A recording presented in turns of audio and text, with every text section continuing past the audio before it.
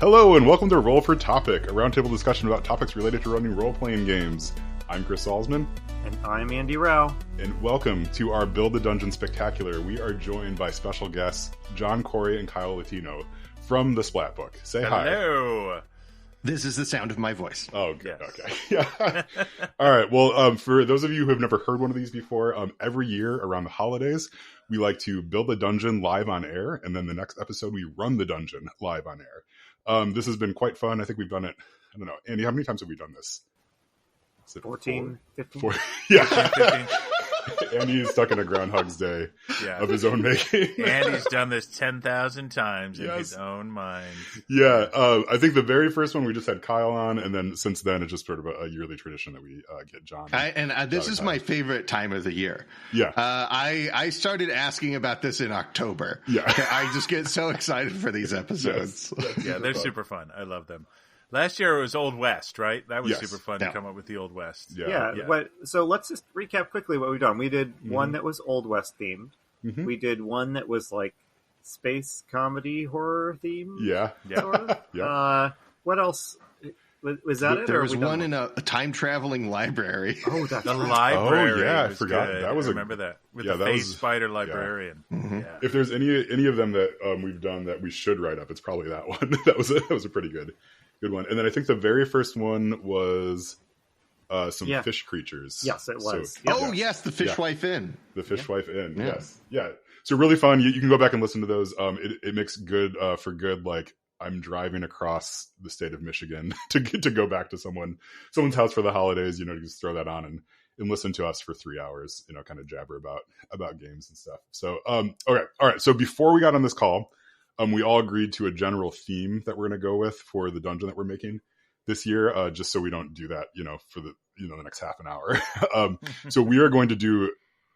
We're just going to do like a Redwall style adventure, right? So we're going to do anthropomorphic mice and small woodland creatures.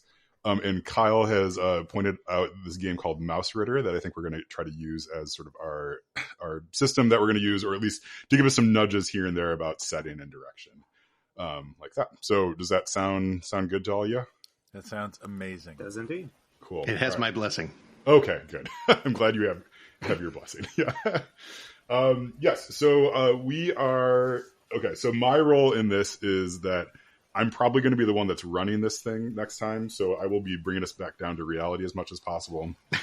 Andy's going to kind of keep us on track as far as time is concerned and direction. And I guess John and Kyle, what are your roles? To go big and go We're loud. idea machines. Yeah. We're GM here machines. to. Yeah. That's good. Yeah. We're just going to give you all the greatest ideas. I mean, I was just throwing some out right before we started reading the credits and everything. So Yeah. Yeah. Okay, so I have a great affection for Redwall. I think all of us on this call do. I don't know. I guess I shouldn't speak for you. I was just confessing to Kyle before we started. I haven't read it. I read some of it to my son. Okay. When he was young, because I wanted to get him into it. Yeah. But we didn't read the whole thing, and I have not read it myself. I'm a little old for Redwall. When you were reading Redwall, I was reading Conan the Barbarian. Yeah. Yes. Yeah. It's like, yeah. And there Yes, you have it. Redwall is studying the two types of blade. people, I was solving the riddle of steel when you were reading books about mice and making cakes. Yeah. Yeah. So if this gets a little sword and sorcery, you know why. Yeah. Yeah, I've never read Redwall either. Actually, I think my main reference for this sort of thing would be like The Secret of Nim or something. Mm-hmm. Yeah. And I'll maybe I'll just explain really quickly what Mouse Ritter is. It's really close. Secret of Nim is a perfect touch point. Mm-hmm. It's a little bit more like Swords and Shields than Secret of Nim is, but the idea is that these mice are intelligent and they have societies and conversations and they can speak with other animals, though for no real reason at all, the other animals that they can speak with do not like wear clothes or anything like that. Right. Only the mice wear clothes. Yes, but they are in the but Mouse Ritter also has lots of really wonderful little wonderful features in it like they have magic casting system, and it's classless. It's all inventory based. So depending on what stats you have and what bric-a-brac you're carrying with you, that's what you do. You're not like building your character.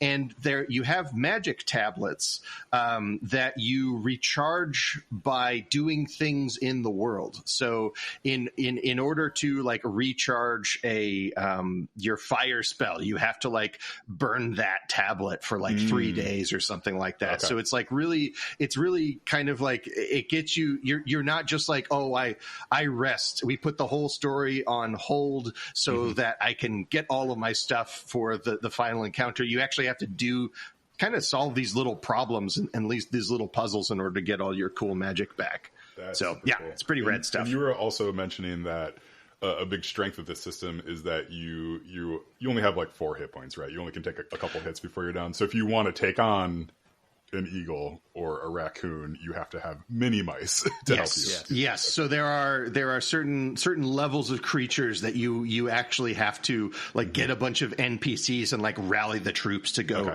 take care of a house cat or something like that. Or you are kind of doing what you're supposed to do in, the OSR or old school play that harkens back to the days of gold for XP and all this kind of stuff, where you're supposed to cleverly avoid a big battle. You are supposed to kind of try to solve the problem without putting yourself in danger. And the fun part is, if you're in the human world, even something like getting to a key and unlocking a door is like a harrowing adventure. It's a cliffhanger style adventure, and you're gonna need help in order to do it. So you don't kind of have the same problems of some Dungeons and Dragons campaigns where it's just like, well, you send the special person who's going to do well to do it because everybody needs to be on deck. And I don't know, it's a good vibe, and it's a really fun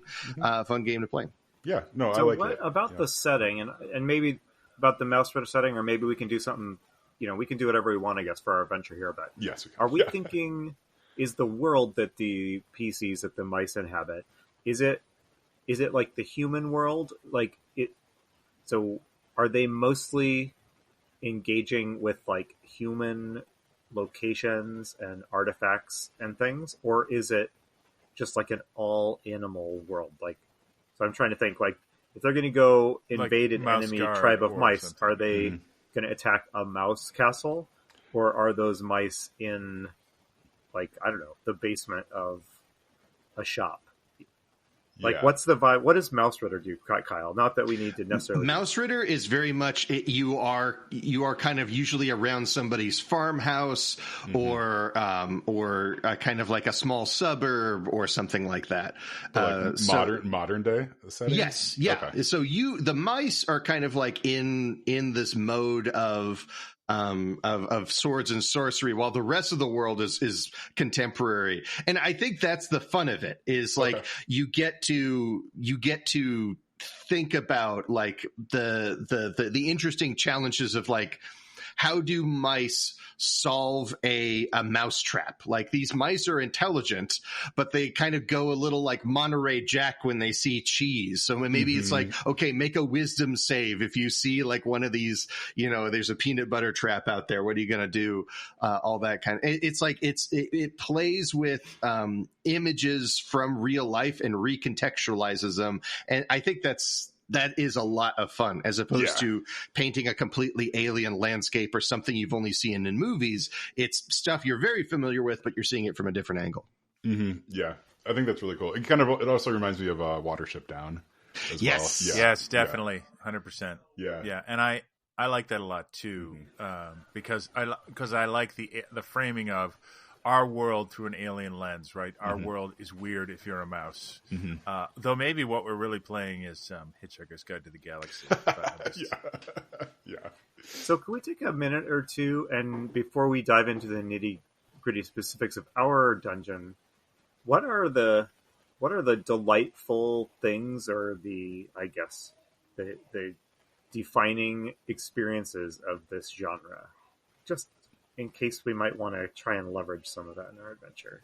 So I have two things I'd like to say. One is, first of all, in the Mouse Ritter rulebook, there is a section at the beginning called Mousy Names, which is absolute delight. There are names like Azalea, Evans, Basil, Thorn, Tunneler, Winterholm, which is, so the names are, so it's got to be sort of, I want to say precious is a negative connotation, but something, the mice have to be sort of, the mice cannot be ironic. We're not talking ironic mice here, right? They're like little hobbit mice, right? They're earnest and sincere and friendly, and they just want to lead the good life. Yeah. Yeah, their name is Azalea, but they like that because they like azaleas. Yes, exactly. Yeah. And then the other thing I had was, take me back to your question, Andy. I've lost the thread. Just what are the delightful things about the genre? Oh, yeah. So that's one of them. And the other thing is sort of a sense of wonder at all these things in the human world, right? Like the tractor must seem like a terrifying miracle. You know what I mean? Like, yeah, it's harvesting all this corn or whatever, but look what it leaves behind. We could have an adventure where we're following this gigantic, terrifying thing, and it provides sustenance for us with its leavings or whatever. So I think sort of crazy wonder at all this technology that we don't fully understand. I would say that there's also some of the juice of the genre, and now I'm thinking about Rescue Rangers for the first time in years. Oh boy! But like there are kind of like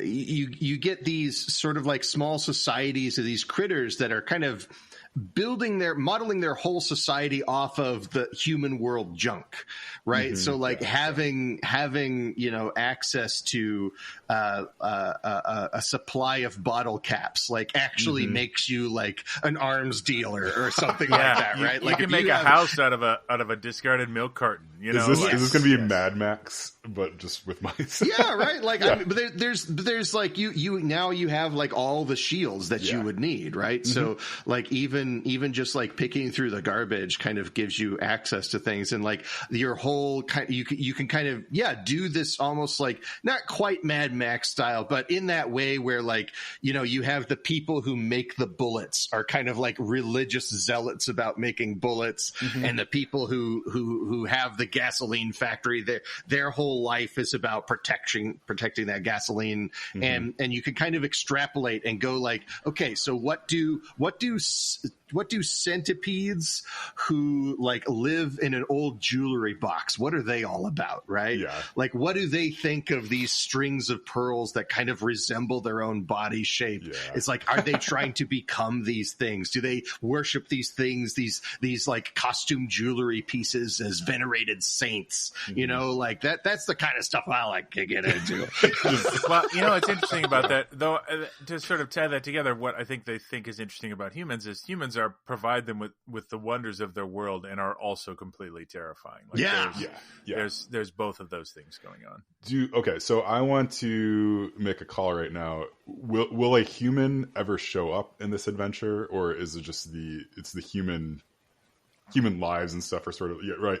Like so their garbage and stuff is there. Are we going to actually have a human in this adventure? If we did, it should feel like a giant from Nordic mythology, though, something incomprehensibly large. They couldn't communicate with it. They couldn't talk to the human. It would be like a force of nature in this case. Like some kind of, they would never interact with the human, directly, but it could be some kind of an obstacle, or its behavior could present some sort of an obstacle. Yeah, I would have this be a situation where it's like the doomsday clock. Like if you make a big noise or turn on the lights or then you move the clock forward, and then the humans will come, and then the jig is up. Right, everybody's going to scatter.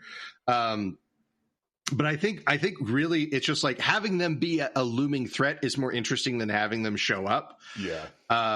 And then I think really like kind of like abandoned spaces or ill or not often trod in spaces like basements or laundry rooms or barns or sheds, crawl spaces, that kind of stuff is sort of more interesting, because then it's like you're nearby, so you can kind of threaten the presence of the human. There's reason to have all the human bric-a-brac around, but you don't necessarily you can spend all your time going to the costume jewelry worshipping centipedes. Yeah. I'm wondering if you want those in. Yeah. Just saying. First idea. It's a good one. Yeah. It's a good one. Andy, I don't know if you remember, but probably a year or two ago, we actually did an episode where we designed a small adventure for a mouse. We did, yeah. Yeah. I think, and I'm trying to remember what it was at like a game store or something. Yes. And, and like the key image that sticks in my mind is like the mice scurrying around like on the game table trying to secretly cause somebody to lose or win or something. Yeah, it was a 40K match was going on. That's right. Just trying to blend in. Yeah. So the humans would look and the mouse would freeze like a little miniature and hope not to be noticed. Yeah, that's amazing. So that was a fun episode. That one really sticks out to me. But I think the thing that I take away from that is that it made it way too complicated to have the humans sort of trying to interact with the mice. Yeah. So I think, John, you're right on. It's got to be this frost giant from somewhere has just shown up. Yeah. Like that.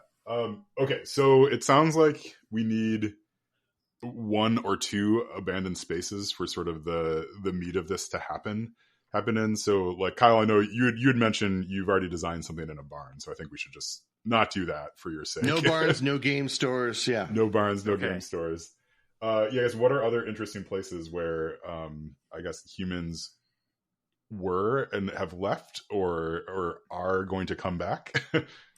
Yeah, one thing that leapt immediately to mind is like the pantry or the kitchen, right?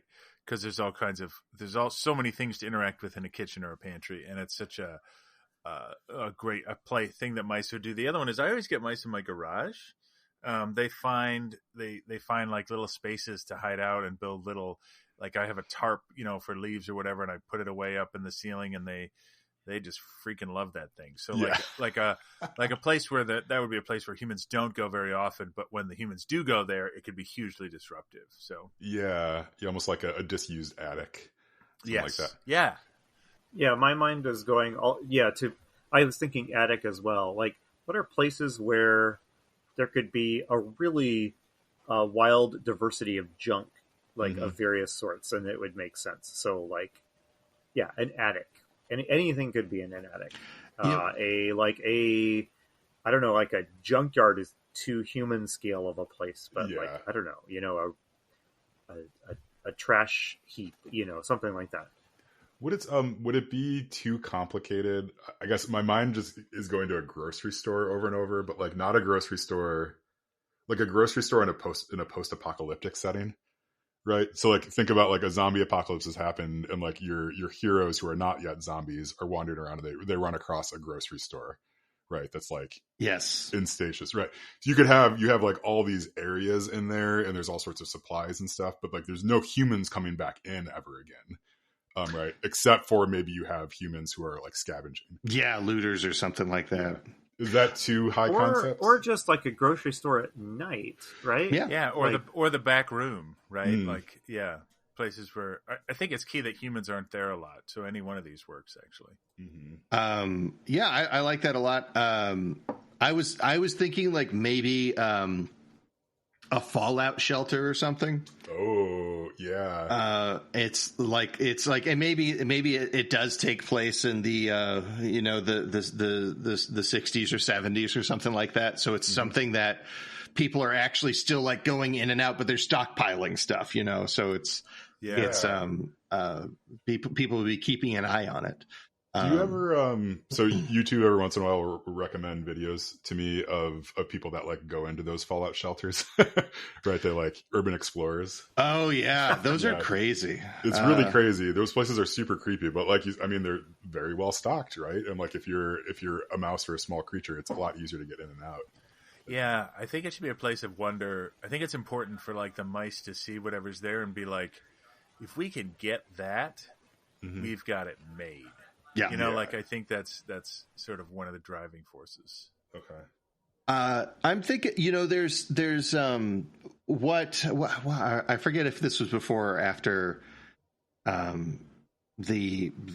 we started recording, but somebody mentioned something about like you have to have some reason to force the mice from the outside into this location. Yeah. I think that's a really good idea. What we had done in the game where I had run it for my students was we played a game of the Quiet Year as these mouse one day, and then we came back and played the campaign. And so lightning had struck their tree that they had their colony in, and then winter was coming, so they had to find a new place. Yeah. So they had to go like find this access to this fabled root cellar underneath the barn.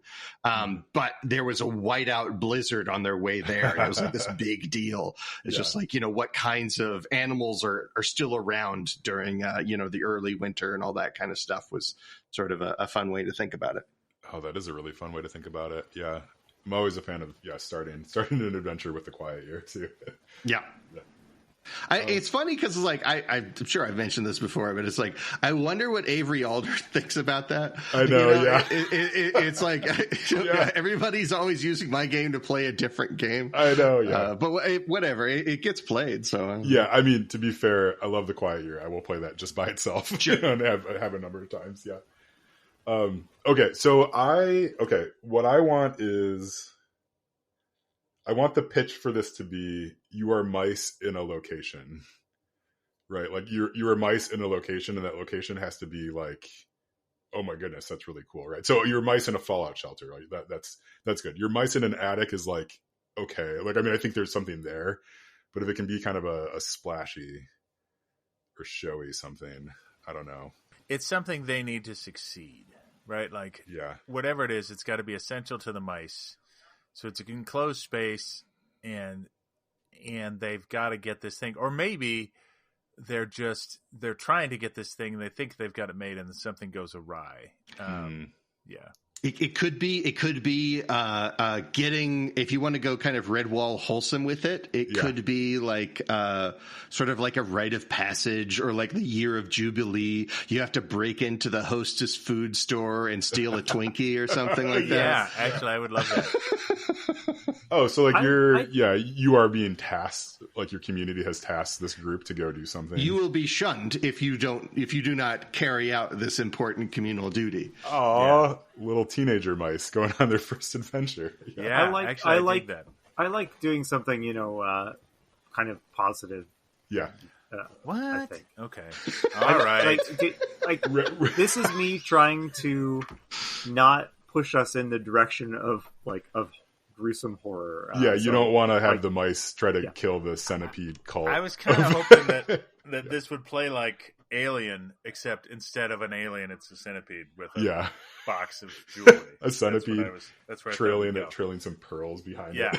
Yeah. So there is so when you say so, I like the idea of, if you guys played Fallout 1, the plot of that is like, you're the character, you're sent out of this like haven into this scary world because the community needs something, and you draw the short straw or whatever and get sent out to go get it and bring it back. Like, is there something a mouse community needs? Like John was saying, like, what's the, is it food? Is it, I don't know.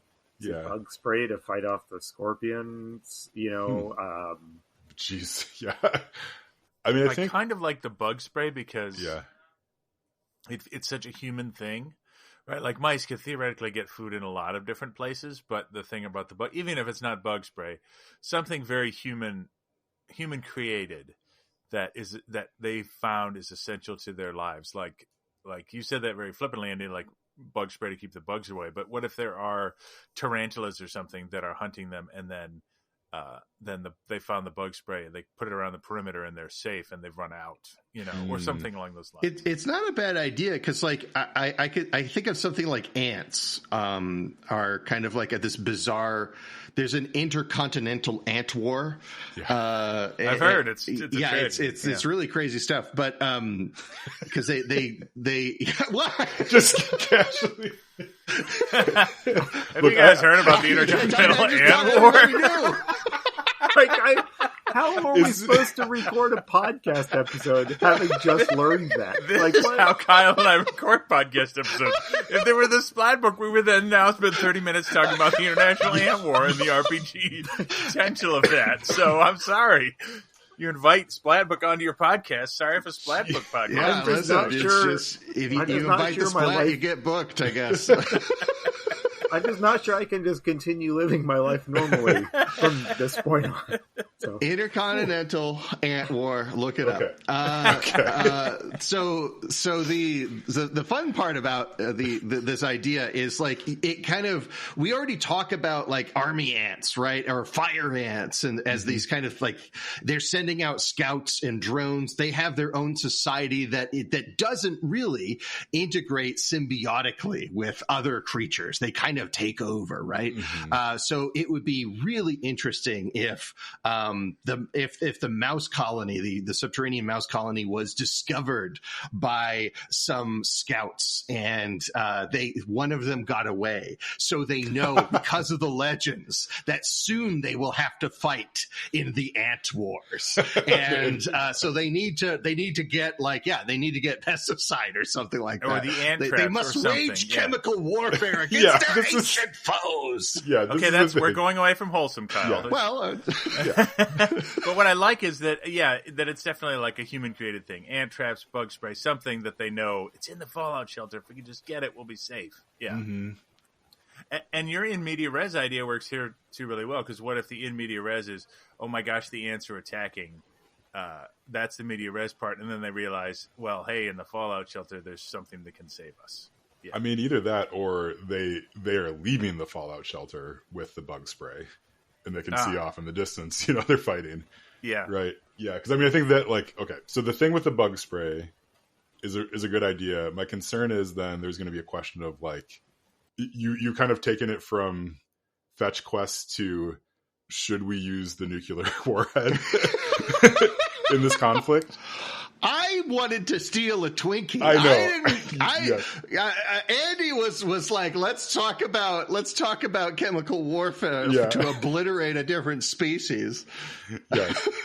Yeah. So that's our theme: the obliterate another species with chemical warfare. It's gonna be one of those Star Trek episodes where all the mice are sitting around debating the politics of using the Mouse Prime Directive. Okay, well, let me, just to keep this rolling, let me propose, let's dial it back from bug spray wiping out the ant empire or something like that. Although I like ants are such a good menace, so I want to hang on to that. Yeah. What is something that's a little closer to the get a Twinkie, improve your bravery? Well, if we could split the difference, it could be like if this is an internet. What if these mice are caught in the middle between two battling factions of ants, and the queen has been kidnapped from the black ants, and they need to go, or the army ant, the fire ants, and the carpenter ants, or whatever, right? Like, so it's like you have to go rescue the queen on behalf of this. Otherwise, if you can't defuse this situation, then you will be caught in the middle. This is your only chance to avert all out intercontinental ant war. Yeah. Could there? So that makes me think, like, could there be some element of like diplomacy or like interaction with other creatures that aren't necessarily implacable foes? Like, what if your mission is you need to take the red arrow of Gondor or whatever like that to the badgers. Yeah, I mean, badgers are nice. Yeah, Go find the honey badger. Yeah, No, who not else? that one. Yeah, who yeah, else? I mean, like, delivering a message, right? Like an important message. Like, so if we're talking about like, the teenager mice sort of doing this rite of passage, it's like, yeah, give them something that's important, but also like, is not going to get something. It's like, just delivering a message. This is simple. You should be able to do this. You know what I like though? Yeah. Like, let me pitch something, because you've mentioned teenager mice a couple of times. So there's impending doom. I don't know if it's the intercontinental ant war or something else. Yeah. But the teenagers, right, are said, hey, you guys go over here and stay out of it. You're just teenagers, right?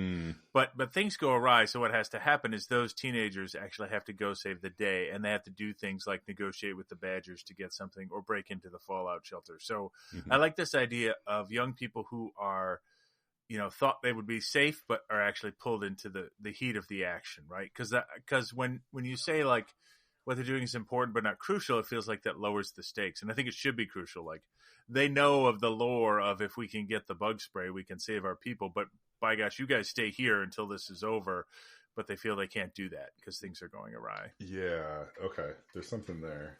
Yeah, I mean, that's a great theme, just generally speaking. The grown-ups that are supposed to do this can't, or they failed or something like that, and now it's up to us.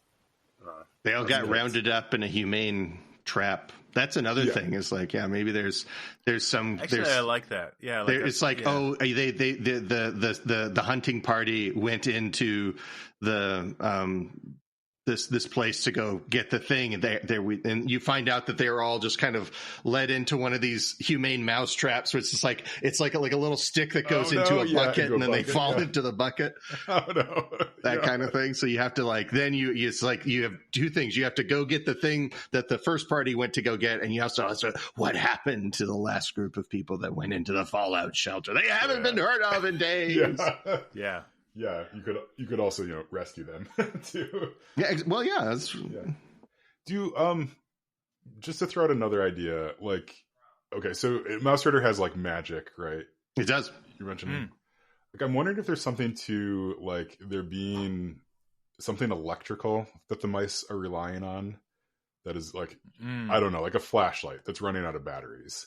Right, and it's that's really good. We know where there are like more batteries. Like, so that's your fetch quest, is like go get a C cell battery, right, and bring it all the way back, right. So it's like a big heavy thing they have to maneuver and all that. I don't know if there's anything there. No, I think there really is something there, because it fits in with the theme of common human objects being actually wondrous. And like old flashlights that I grew up with had incandescent bulbs, so they actually were a source of warmth, which would also be really important. And maybe it's the poor newborn mice in the nursery. They're going to get cold. It's the winter time, and so if we don't needing an incandescent bulb to keep the right. Where do mice live? They don't live in warrens. Where do they live in? They live in holes. Mouse hole. But to keep the mouse community safe, right? They need a new light bulb. It's good. Ooh, I like it.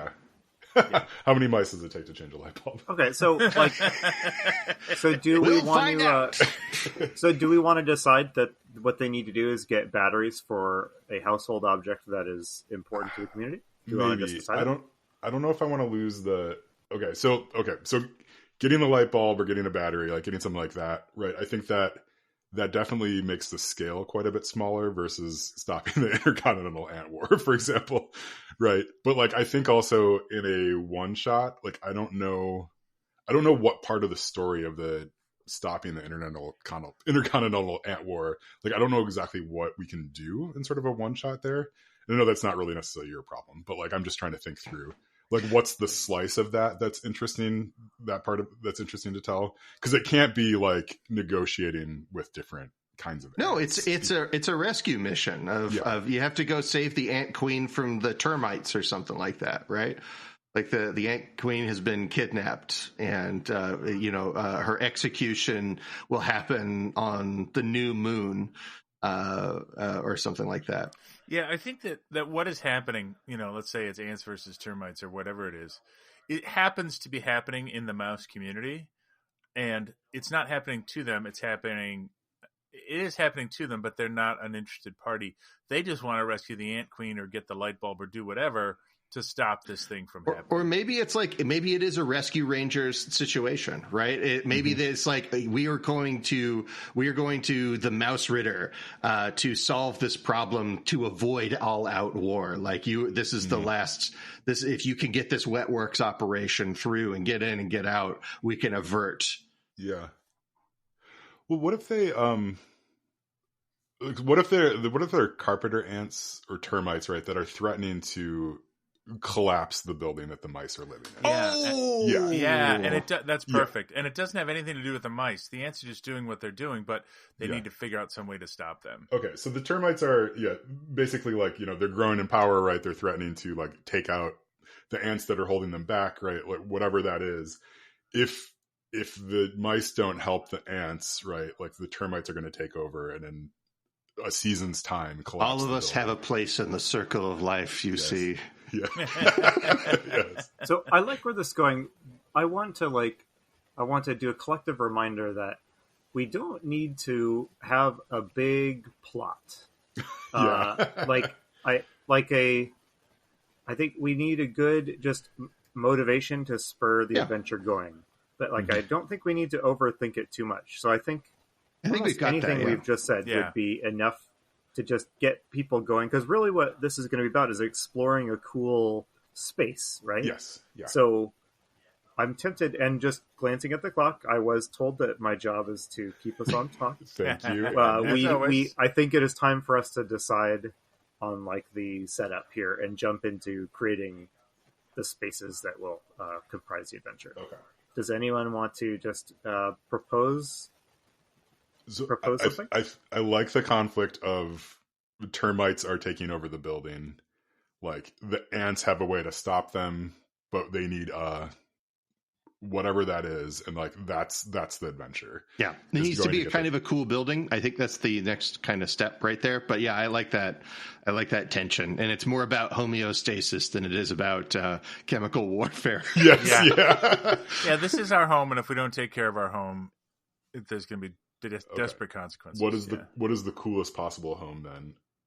I'm thinking like an old theater, like an abandoned theater. Oh yeah, heck yeah. Yeah. I love it. It's classic Americana. That's so good. Abandoned theater. Maybe they live in the costume room or something like that. Yeah. It's like small town USA, kind of like this old historical theater that's kind of like it's condemned, but nobody has the heart or the funding to actually demolish it. So I actually love that. And then they live in the costume room and where they can get all the fabric and bedding and all the cool stuff they need, but they occasionally have to leave, and the stage then becomes the costume room is behind the stage, and it becomes a terrifying open space where no mouse would want to get caught in there. Oh, that's good. There are holes in the ceiling. Yes, that's right. Yeah. Yes. Well, I mean, holes in the ceilings are great because then you can bring in a screech owl or something like that, right? It's the screech owl of the stage. Oh no. Oh, they'd have some sort of theater name for it. It struts on the boardwalk.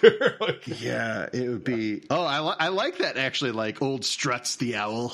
Yes, old Struts. Yeah, or it's like a culture ship. They need a friend. Yeah. They need a friend who is bigger than them, but's not gonna take their side. Yeah. Ooh. Oh. So the screech owl is on their side, or no? It could be the enemy, but I think they also need a big friend who is dopey and can't really help them, but Well, isn't a little bit of part of this genre that there's weird singular creatures out there that aren't good or bad? Maybe they're the screech owl that lives on Hoot Hill. Yeah. The pigeons. They have pigeon allies, but the pigeons, though bigger than them, are no match for Struts the owl. But they can distract him. Or bats. But bats are mice with wings. So there's a sort of a camaraderie. This is but again, they can help, but they can't take on Struts. He's too much, right? Yeah. Yeah, it's even they're scared of Struts, but maybe there's a particularly brazen like group of teen bats that will like do go prank struts and stuff like that. What's their fun gang name? What's the collective for like bats? Like an the echolocation of bats, bat gang. They can spoof gang? Struts. Like that's what the mice gang does. They try to spoof struts and trick them. Oh wow, I love that. Okay, all right. So they're in an abandoned theater. Yeah. The termites are tearing it apart.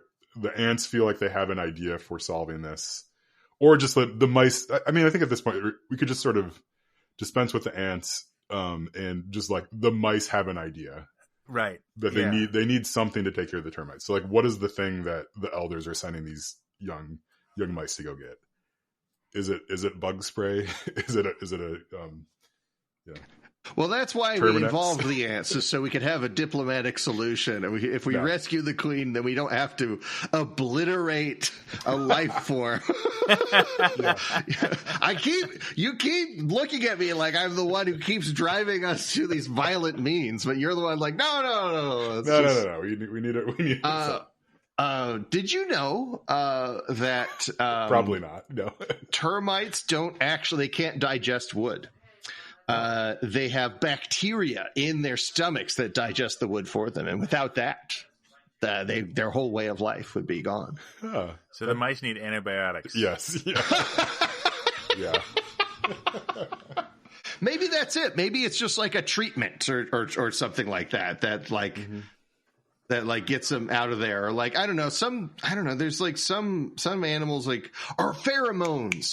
What if they spread the pheromones? It's like, oh, there's another termite colony. Yeah, what are termites afraid of?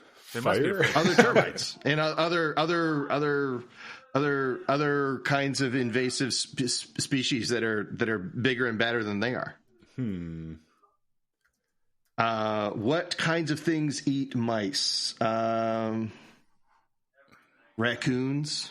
Yeah. Skunks. Snakes. If they can go find a skunk to spray this end, yeah, then and it's like then all the it'll scare off all the termites because so they have to go get they have to bring back skunk stink or talk the skunk into going over and spraying where the termites are. So they're like, oh, we're out of here. Skunks are around. Not to get too sciencey, but one thing termites can't stand. I was just looking up on this thing called the internet. It's amazing.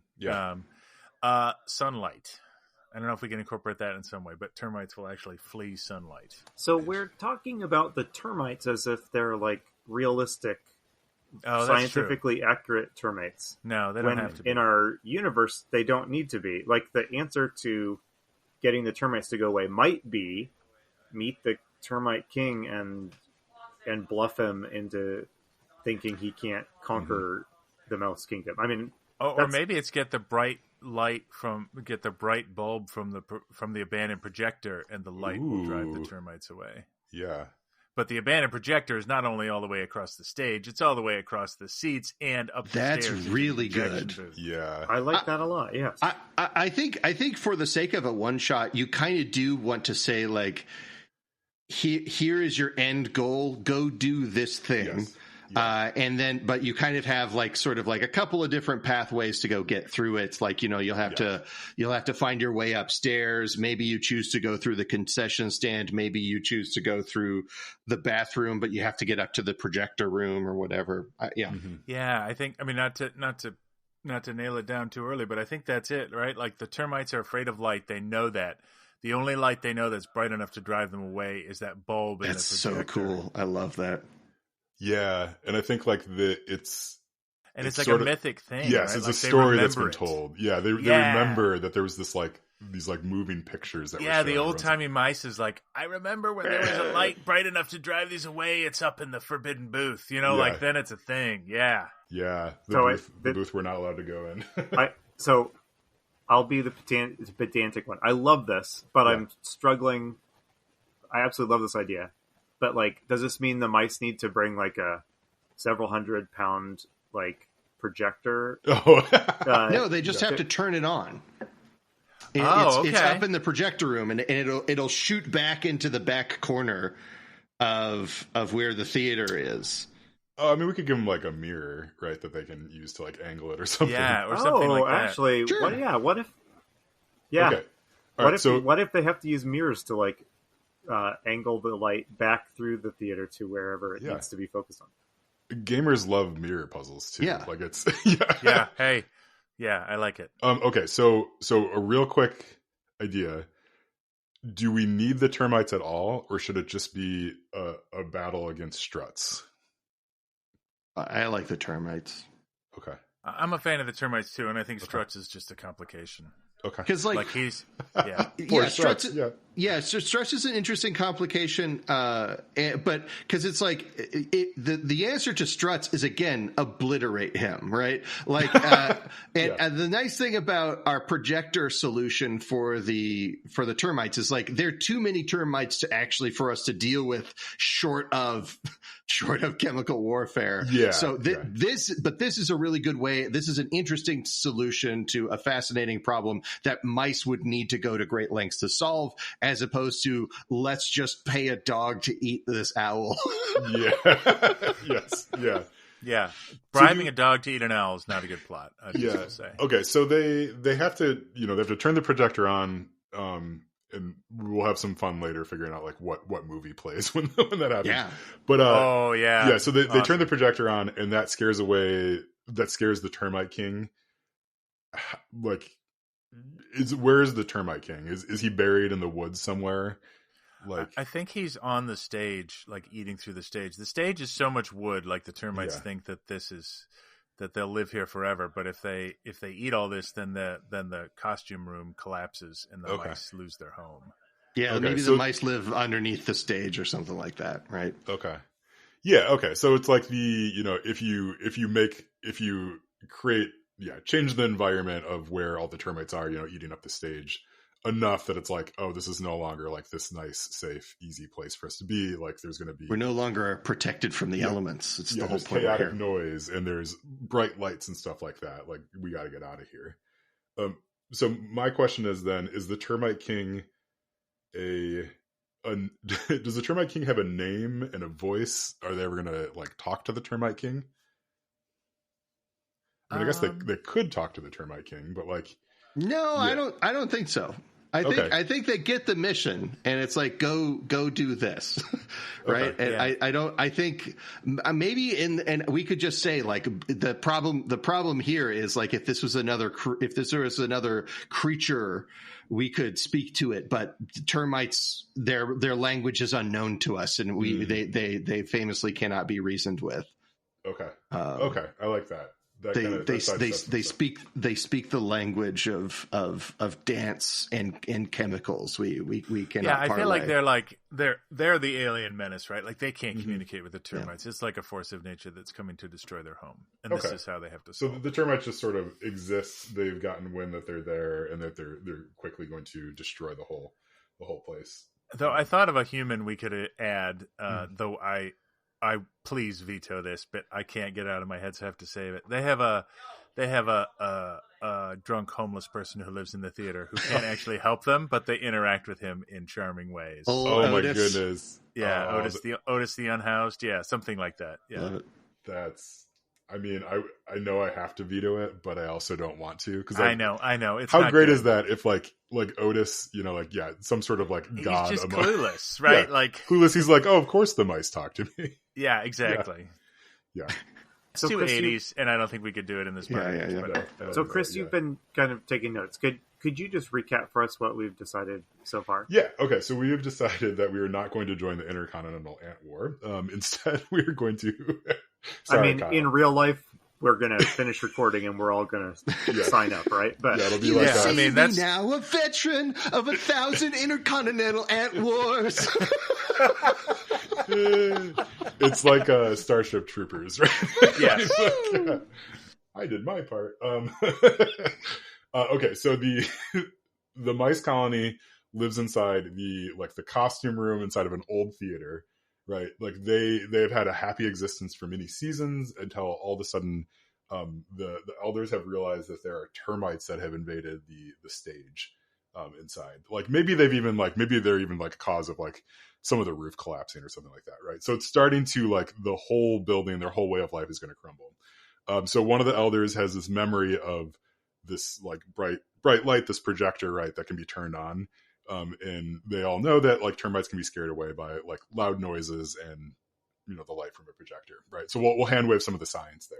Like this is sort of the solution that's given to them. So the adventuring party is a bunch of young mice who are sent to find their way across the theater in whatever way they decide to get up to the projection room and find a way to turn on the projector. Yeah. So that's sort of like the idea that we have. And I think now we can start building in like what are the spaces and what are the complications that they could potentially face. Yes. Does that sound good? Is there anything? Yes. Yeah. Can I throw one out that I just thought of? So one of the things that they have to get past is actually a temptation, which is the abandoned concession stand. Yes. And despite the fact that it's been abandoned for 20 years, the popcorn still looks delicious to these mice. Yeah. Like, and it's not actually like a combat. It's like, how do we avoid the temptation of the concession stand? Yes. And like it's just like it's sort of like the Lotus Eaters. It becomes like it takes on like an Odyssey kind of vibe to it, and maybe there are like other creatures that are like on some kind of like sugar high that like live there. They're like tweaking for some junior mints, man. They ate all the jujubes and they're gone. But yeah. Maybe that's where the rats hang out. The rats are like the sort of like down, nothing against rats, but like they're the low down villains that oppose the mice, and they're preventing them from. Yeah, we just lost all of our rat listenership. Sorry, it just occurred to me that rats aren't that bad, and they are not. They're very cute, except when they're tweaking on jujubes. Okay, all right. So I think that's a good complication. We have Struts. I just want to know how Chris knows that. I just. We've all seen it. Okay, and then what are the spaces then? So we have the costume room. There's the stage. They're the seats, right? Yeah. They've got to get to the seats, and I think the seats could basically be like Mirkwood, right? Like that is just where it's like a cobweb forest underneath all of these old abandoned seats, right? Plus at all times, like that's the space where Struts the Screech Owl could like be. There's enough room for him to glide around in there, right? Yeah. Like whatever other complication we put in there, you can make Struts sort of ever present. And that would be an opportunity. Like that could be a good ticking clock. Like it's like if you fail things or make too much noise or something, it's like old Struts. Maybe he's like he's got like a bad eye and he can't hear too good anymore. Like so it's like he's not like a stealth bomber, but yeah. Okay, yeah. So it's like you can either go beneath where all the bugs sort of live, or go above where Struts can. Yeah, or up the aisle, right? So it's like if you the aisle wouldn't have, it's under the seats that's dangerous, right? So you kind of have to pick your poison. Mm-hmm. I'm actually wondering, right? So if there's like box seats too, right? Like up above. I'm trying to work in the centipedes and their love. You don't have to. That was just I have 1,000 great ideas every day. Yeah. You don't have to use every single one of them, Chris. Yeah. The centipedes, are a little weird. I mean, it's going to invite a lot of questions. It's existential. It's cerebral, but listen. I feel like we've already got sort of a nameless horror. The centipedes feel like a nameless horror to me in this context, and so do the termites. Like I think like for world building purposes, I think I like having them sort of in my back pocket. That like even so, you maybe they never go up to the box seats, but up in the box seats, these centipedes have gathered like all the jewelry that people lost in the theater, right? Like, from like the last, whatever, right? So they found the lost and found, and they've sort of like brought it up there, and they have this whole little like enclave, right? So, So I think it's there. Maybe they never interact with it, but we all know in our hearts. It's there for lore purposes. Yeah. Okay, so are they, so underneath the seats are like spiders and stuff? Yeah. Okay. Big ones. Okay. I just want to clarify, did Kyle say that just because he knows how much Chris hates spiders? Or Spiders are great. I hate spiders, but I love putting them in games. Yeah. And I love making them talk. Make spiders talk. It should be page 1 of every fantasy RPG. And that's a hill I will die on. Yeah, I think the spiders are more about numbers, right? Like chasing numbers then. Okay. And they could be big ones, right? But these are teen mice. Mice are little. Yeah. Like, Mm-hmm. Okay, Bitty, so bitty. let's. Can you guys help out my brain here? Can we jot down the quote encounter areas that we have thought so far? So we've got the costume Stage. room. The costume room, yeah. That is like kind of the home base or starting area. Okay. There's a stage, and this is not so much a movie theater as like an old timey theater, right? Well, so there's a lot of old communities, trapdoors. a lot of little small town theaters would have both. Like the Art Craft Theater in Franklin, Indiana, that I used to go to all the time. They would have like a small performance stage in front of and this is the one in Fort Wayne, the historic theater in Louisville. Yeah, a lot of them will do both. Yeah, Ann Arbor has one. So a stage and if it's got like trapdoors, that suggests that there's like a understage. I don't know what the theater name for it is, but that could be a creepy. That would be great. A creepy area. That understage is filled with water. Yes. Oh, cool. Yeah. Yes. And that is like, I mean, so it's certainly a way to get across the stage if you want to, but like that is, there's like leaf boats down there if they want to. Oh, that's really interesting. Yeah. Yeah, that would be a good place to have like snapping turtles. Yeah. Mosquitoes, sewer rats, just like catfish. That's really great. That's got a good resonance with mice, right? Like they're like catfish are like, aren't they kind of like nasty and territorial? Maybe there's like one catfish. His name is Struts, and he's got one bad eye. His name is Dive. I have 1,000 great ideas every day. Unfortunately, all the creatures are named as Struts. That's his weakness. You have one great idea 1,000 times a day. Okay, so there's the stage. Is the threat on the stage? The potential threat is that Struts, or is that something else? Is Struts the stage and the seats? I think that's the whole theater. Okay. I think that is just like an 8-count clock or something like that, or a 6-count clock. Okay. It's just like, hey, don't make too much of a ruckus. So the challenge for this whole larger space is don't attract Struts' attention, or he swoops down and tries to eat you. Is that? Yeah.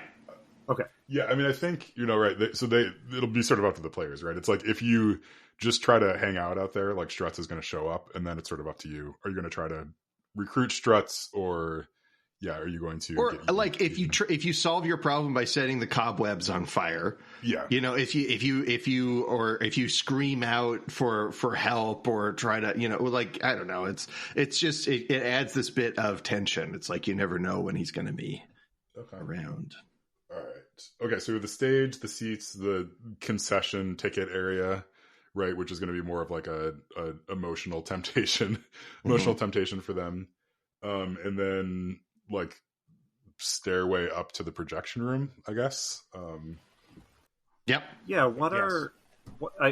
I'm kind of interested in like what are the pathways that connect these spaces that the mice might have to navigate? Like, are some of these spaces connected by stairs?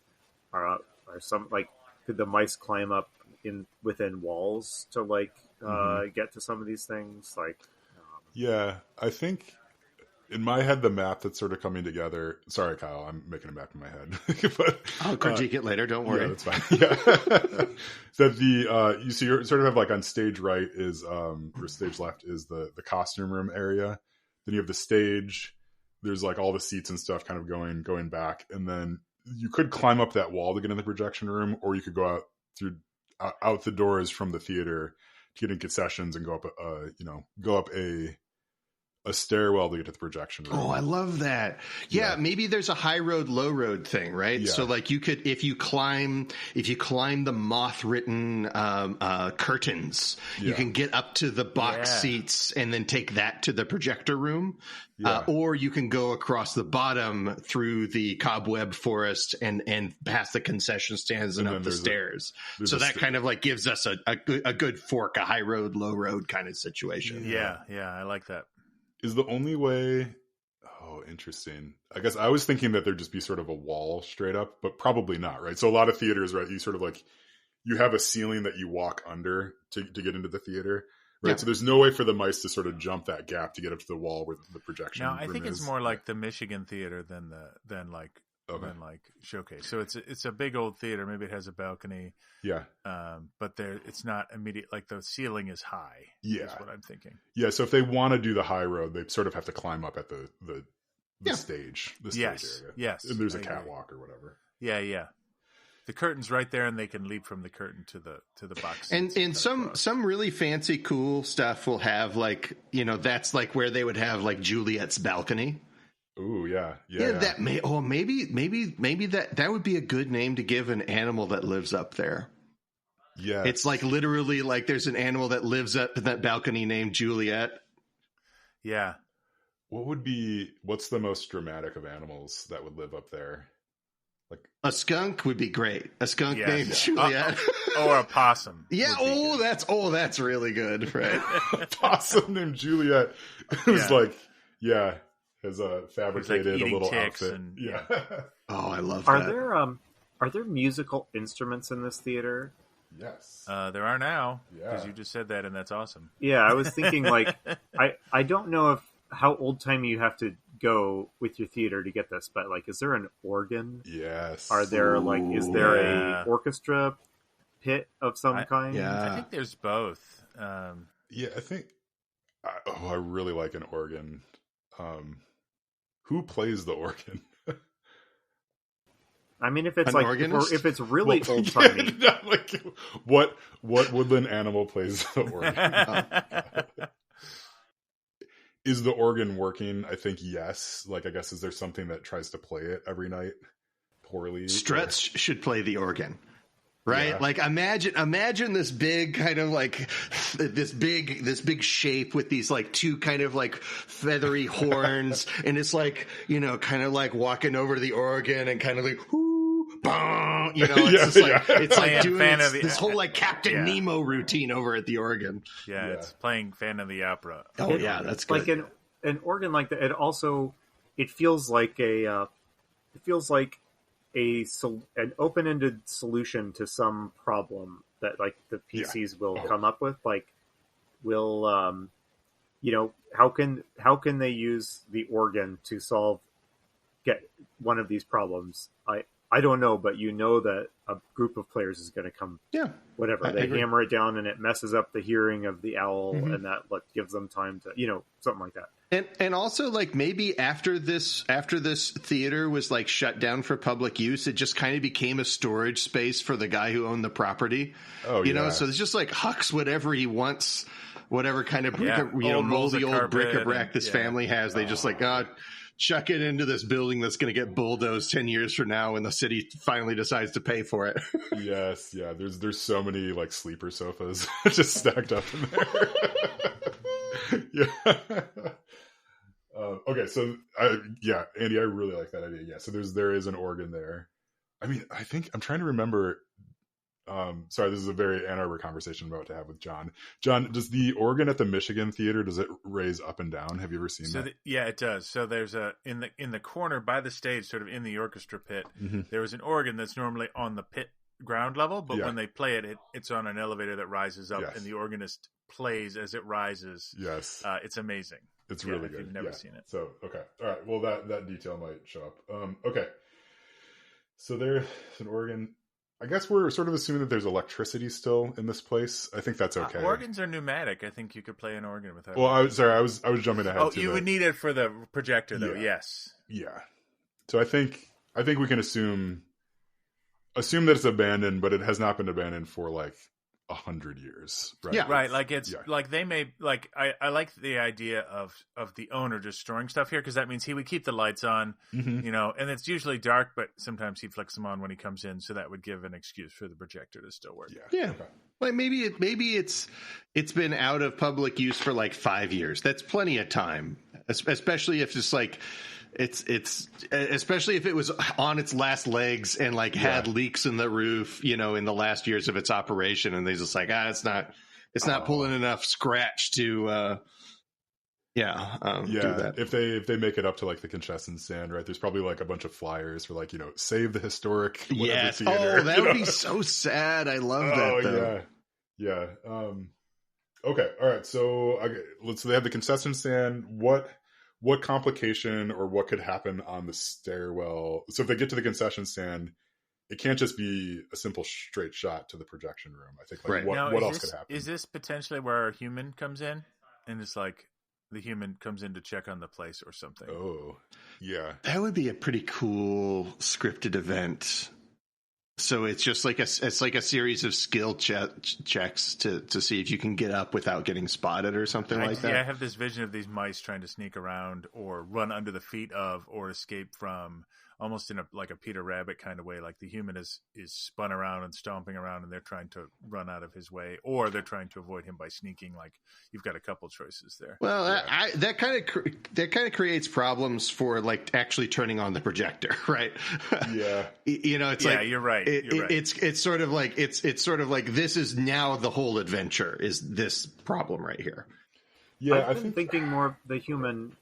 Someone, I think Kyle said something to this effect early on. I've been thinking of more of the human as like the fail state of the adventure, like a fairly large clock that, like, if you really make a ruckus, the night watchman or whatever will like come in, and then that would be kind of a game over, or at least like end game situation. If like a human, you set off the fire alarms, it's game over, right?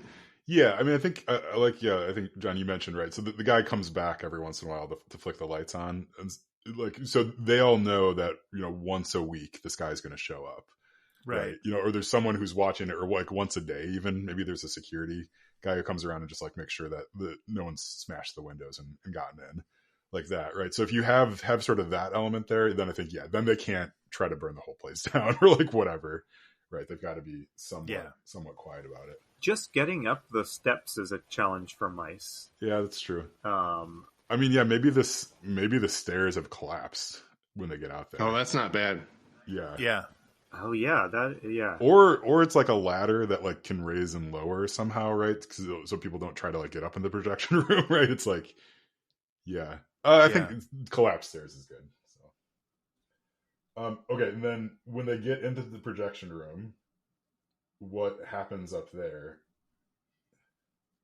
Or what could happen up there? What's a final surprise that is interesting?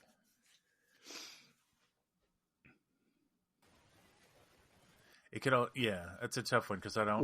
What's a weird, like, is there a weird creature that you would not expect to find in an abandoned theater just to like be a surprise? I mean, not this, but like, you know, what is it? Whatever, a coyote up there. Like just something or a snake or So far, the weird. Animals we've been using are the sorts of things you would imagine might live in an abandoned human structure. What if it's a snake? Yeah. Coiled around the projector at the base or in front of it. It's not bad. A mouse-eating snake. Yeah, okay. I like that. What if it's another... I don't know how to pull this off. What if it's another colony of mice that have been living... that's good. Yeah. That have been living up there. Like, they don't know each other. It's like... But they're evil. They've got little mouse mustaches. Yeah, they got little mouse mustaches. Yeah.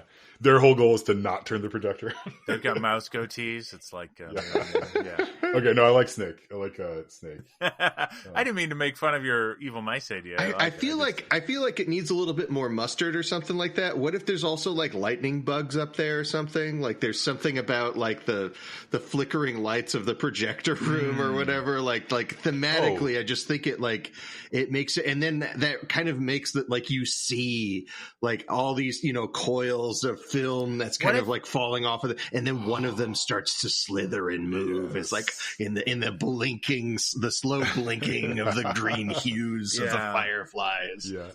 I like that. I also like.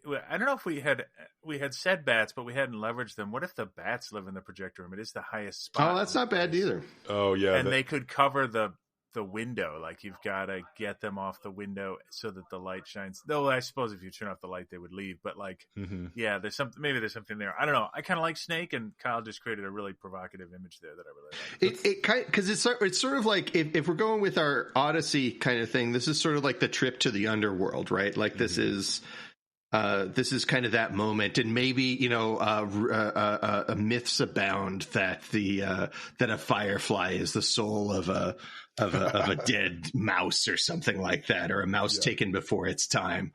Something, you know, it's just like that. And you could mention fireflies, but they seem to collect, and you can see them at the top of the collapsed stairs. You can see them, you know, collecting and blinking, kind of like urging you on, telling you. Maybe that's how like the firefly whisperer like told you about like, oh, I've heard the you know, I've heard the spirits of our kind have told us a plan to get up to the projector room, but there is a great beast up there. That kind of thing. Yeah. I know too much about lightning bugs. I'm just like, why would they be in the projection room? But I really like the image. They're magic lightning bugs. Okay. All right. These are magic.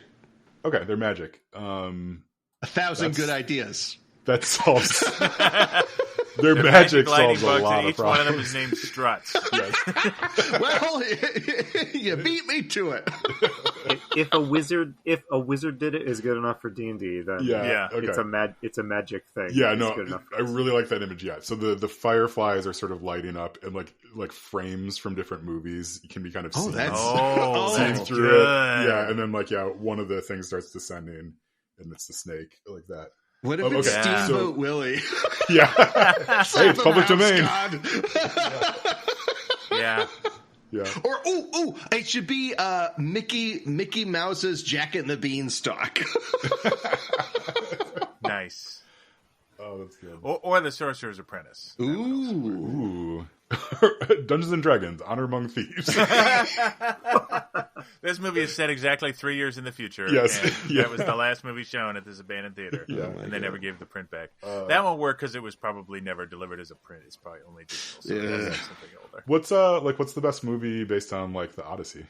Like a grand one adventure? of those old, like, who's the Harry something, the stop Ray motion. Harryhausen? Yeah. Jason Something and with the stop Argonauts? motion skeletons or whatever. The Seventh Voyage of Sinbad, or that one has Tom Baker in it. That's not bad. Yeah. Ooh, the Seventh Seal. Just like death projected up there. I like something like Sinbad or. I like that too. I think probably just like Jason and the Argonauts. Yeah. Or Sinbad. I think either of them were. I like Jason and the Argonauts because it's more of a team.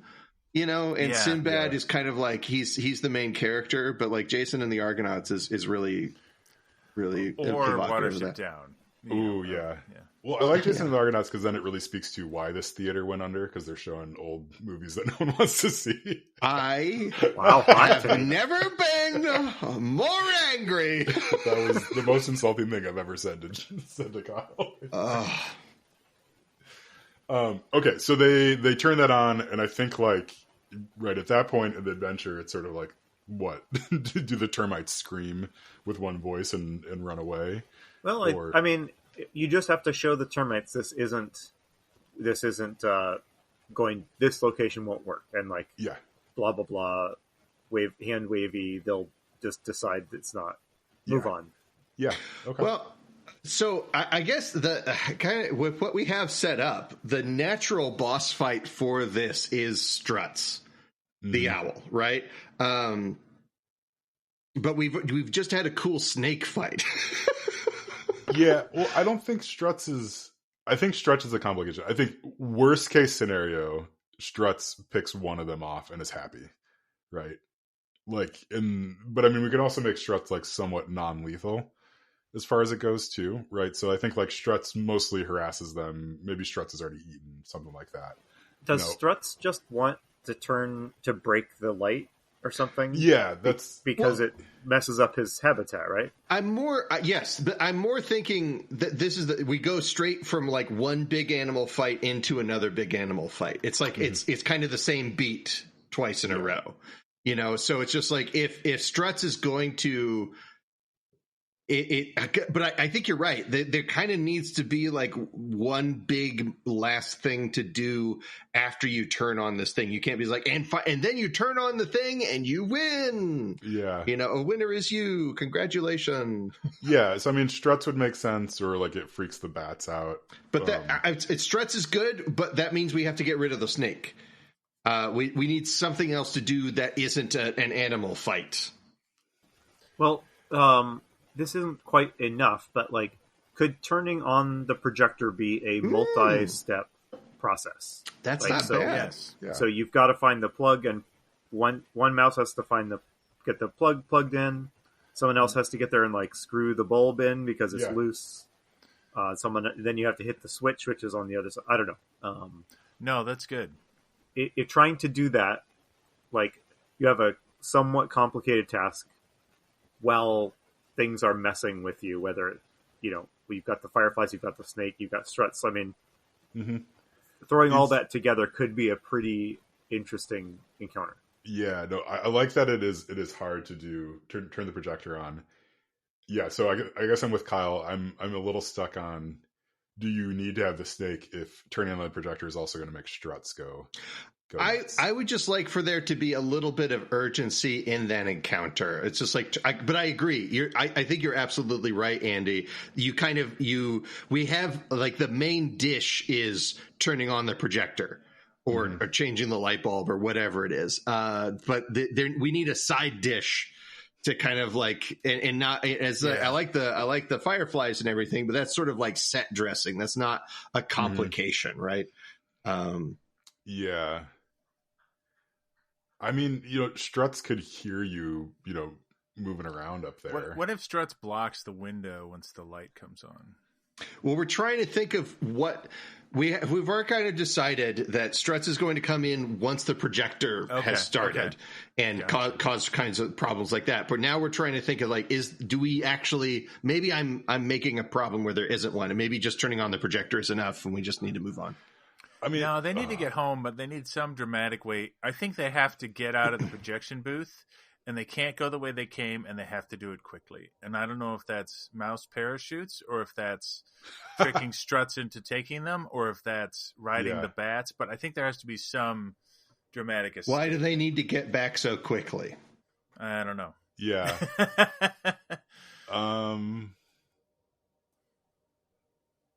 Is there something they could see once they're up there that makes them think they have to get back quickly?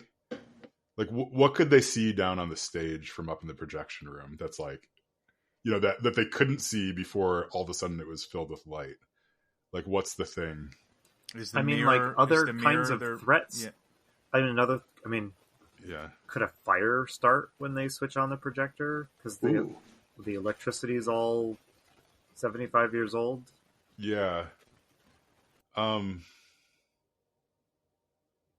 That's too much, but I'm trying to think of like something threatening that they would have to go move to a different spot, and the adventure can't end until it's fixed. Yeah, I guess so if the adventure is to go turn on the projector to scare away the termites. Yeah, so I think you turn on the projector and that changes everything down below quite a bit, right? So I think if there are bats, if Struts is out there, I think they're all very confused and very angry at that point. And you can't hang out in the projection room because there's also a snake that you've been trying to dodge around. So you got to get out. You got to get out in a way to safety in some way. But just to interrogate, like, is it a bad thing if it's like you turned on the projector? Good job. What is the advantage to the story of like needing to get back? Yeah. I don't think they need to get back. I think they fight Struts, and I think the puzzle of just how to turn on the projector is enough. But then I think the stairs need a little something to them. Because we kind of have that's sort of like another kind of environmental challenge. So we kind of want something going on there. Maybe a bunch of stick bugs are living on the splintered, things. They kind of. Yeah, I mean, I wonder if they turn the projector on, and then I think Struts then is just sort of harassing the exit from the projection window. Yeah. Right. So they sort of have to go back the other way. Yeah. So I think you're right. Then I guess what has changed between them coming up into the projection room and going back down? Yeah, maybe there are stick bugs or what? Maybe I think going up the stairs, maybe that's where the bats were hanging out, and then turning on the projector creates chaos on the stairs. That's not I mean, bad. they're mice. They don't want to be around chaos, right? So, like, I think that's... So I think probably let's just review and make sure if we're still doing the high road, low road thing, let's make sure we kind of have an equal number of encounters on each. Yeah. So if we're backstage, then we can either go up or down from backstage. Yeah. So the downward path is you got your flooded basement, you got your thingamajig, the seating area, right? Yeah, seating area, and then the concession stands, the stairs, the projector room. That seems pretty good. Yeah. And then the high road would be you start in the backstage, you go up the curtains, and maybe that's where the organ room is. I like that. Because that's kind of like up and off to the side. Yeah. And then you have the box seats. And then you need one more thing before the projector room. But the projector room's already upstairs. So maybe it's like, I don't know, like a restroom or a mop closet or something. Yeah. Well, I think the manager's office. Like, yeah. I think you do. So you go back room. Yeah, costume room to stage to Juliet's balcony. Juliet's balcony across. Yeah, to the box seats. Catwalk box seats, and then you're into the projection room. Yeah, or maybe the organ is right next to the projection room. That's like your last thing. Yeah. It's at the back. It's not bad. Yeah, I guess I'm thinking the organ. I'm just thinking that's up front though. Sure. On the stage, but I guess if you maybe that's the choice. It's the organ or the flooded basement. Yeah. Yeah. Yeah, and then it's up or down after that. Cool. Okay. My sense is that we have enough. Yeah. I think so. I think so too. And remember, our window for running this is really just like 2-ish hours, right? Yeah. It's short. So I feel like we're having trouble thinking up something extra to like bring in here at the end, but I don't know. That doesn't like worry me we've got too enough much. to work with here, and Chris has always been good about adding bits that occur to him in the intervening time. I think we've given Chris more than enough to work. Yeah, with. I think you just you cut the snake fight, and you have a strut fight, and you just don't let him. You just don't let him deal. You don't let them have a final solution to Struts, even if he shows up earlier, because you have to you force this encounter once the projection goes on, and you're all set. This is a good adventure. It is. So here's what I'm thinking. I'm thinking that if you cut the snake fight, I think right. So it's complicated for them to turn on the projector, and I think it's extra complicated because Struts is trying to get in through the projection window. Yeah, Ooh. And I think as soon as the projector goes on, Struts flies away. We kind of fade to black on the Jason and the Argonauts plane. Yeah. I think that's that. The ending. I think that'll stick it well enough. Good, yes. Because it's like there's nothing really interesting about getting back. Just make sure you watch some YouTube clips of Jason and the Argonauts, because somebody's going to go, "What scene is it?" And you're going to say it's this. I'm going to say it's that scene. It's the one that has like the skeletons, right? So good. It's I love Ray Harryhausen. Really yeah. Wait. Does it also have the owl? The mechanical No, owl. that's Bubo. That is Clash of the Titans. Clear thinking of Clash of the Titans. Yeah. I mean, that should probably show up. That's not bad. I like it. That should mirror Strut. Oh, it should be Clash of the Titans, Yes. Bubo, Struts. I think good. It just like that image like is forced into Strut's face. Struts flies off, and then you see like larger Struts on. That's so good. Okay, yeah, no, I think this is awesome. So. I can't believe I forgot about Bubo. Yeah. Okay. I think that's good. Does anyone have any like final complication or thought about like what could be in this theater that we should toss in? Oh, it needs a name. Oh, yes. It should be something really like classic and old sounding, like like the Alistair or something like that, right? Like stuffy and historic sounding. The Vanderbilt. Something like that. The Leonardo. What could be? I mean, like we kind of just keep leaning into the owl theme too. There's probably something you could do. The Artemis. Artemis. That's actually really good. 2 good ideas in one day. Yeah. I think you'll find if you check the leaderboard, I've already gotten my 1,000 in. Yes. The Struts Theater. The Struts Theater. Okay. All right. Hey guys, this was good. I think we got something good here. Yeah, cool. Thank you so much again, guys, for coming on. Really appreciate it. This is always a pure actual highlight of the holiday season for me. So yeah, super appreciate that. And then, so for those of you who are listening at home, right, we are going to actually run this thing on air as well. So you can, I guess I should have mentioned this at the beginning. It's probably too late now, but you can listen to these in either order, right? So that's sort of the idea, is that you maybe listen to the adventure and be like, how did they get to there, right? You can come back and listen to this. We can show a little bit of that process. So yeah, but anyway, really good. This is not at all what I thought we were going to have when we started this conversation. Yeah, that's why it's fun. I know. We almost had an adventure all about the Intercontinental Ant Tour. I know.